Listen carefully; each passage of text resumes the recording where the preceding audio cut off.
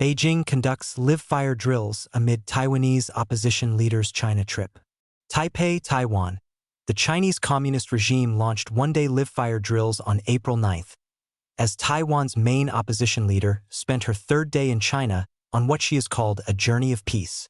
The live-fire drills took place in the northern waters of the Yellow Sea, which is located between China and the Korean Peninsula, from 10 a.m. to 4 p.m. local time on Thursday, according to multiple Chinese state-run media outlets, citing China Maritime Safety Administration's regional branch in Dalian, a city in northeastern China.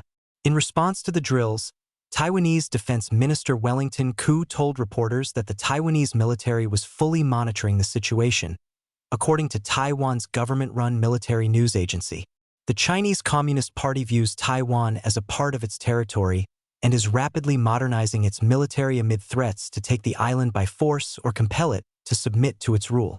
The regime regularly conducts military drills, including 2 large-scale exercises encircling Taiwan in 2025, to intimidate the Taiwanese public and influence opinion in Beijing's favor. The latest round of military drills comes as Chung Li-won, chairwoman of Taiwan's largest opposition party, the Kuomintang, is visiting China at the invitation of Chinese leader Xi Jinping. Chang has met with several high-ranking CCP officials, including Xin Chongqing and Chen Jining, party secretaries of Jiangsu Province and Shanghai, respectively. On Thursday, Chang met with China-based Taiwanese businessmen in Shanghai. According to KMT's Facebook page, she said the KMT will continue to push for broad bilateral cooperation, whether in opposition or in power. The Kuomintang believes that when it returns to power in 2028, a brand new era will begin, she added, according to a translation. The Democratic Progressive Party has been in power since 2016, during which time the CCP has refused to deal with its administration, labeling both President Lai Ching-te and his predecessor, Tsai Ing-wen, as separatists due to their outspoken support for Taiwan's sovereignty. In contrast, the KMT is generally viewed as more Beijing-friendly than the DPP. Lin Chuyin, DPP spokesperson and lawmaker, called the Chinese military drills a slap in the face for the KMT. She criticized the KMT for harboring unrealistic fantasies about dictators, emphasizing that strength is the foundation of peace, and urged Lai's $40 billion special defense budget to be passed without delay, according to a translation.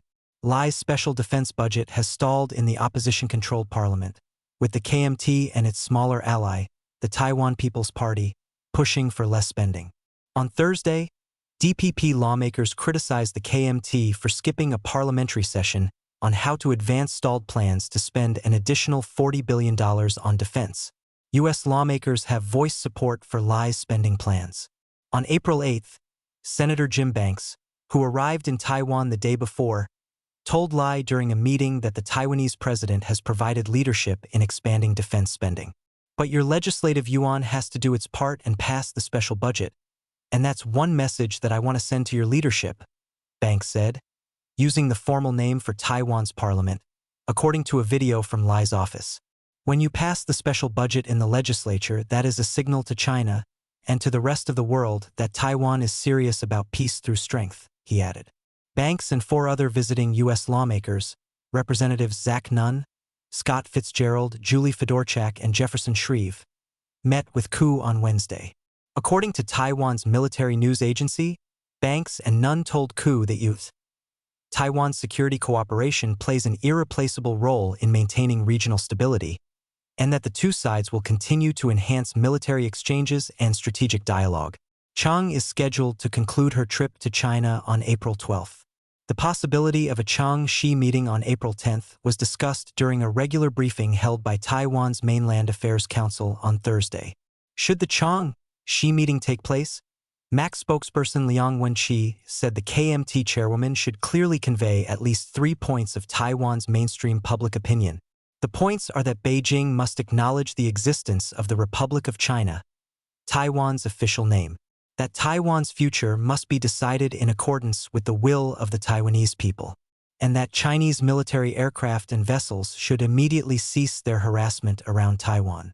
In a March poll of 1,138 people conducted by MAC, 1.5% said they supported Taiwan's unification with China as soon as possible, while 6.3% favored maintaining the current status quo and moving toward unification.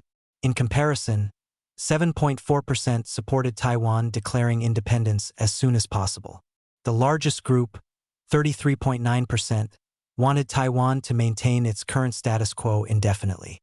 Another 24.1% supported keeping the status quo and deciding on independence or unification based on the situation at a later date, while 20.4% preferred maintaining the status quo and moving toward independence later. Reuters contributed to this report.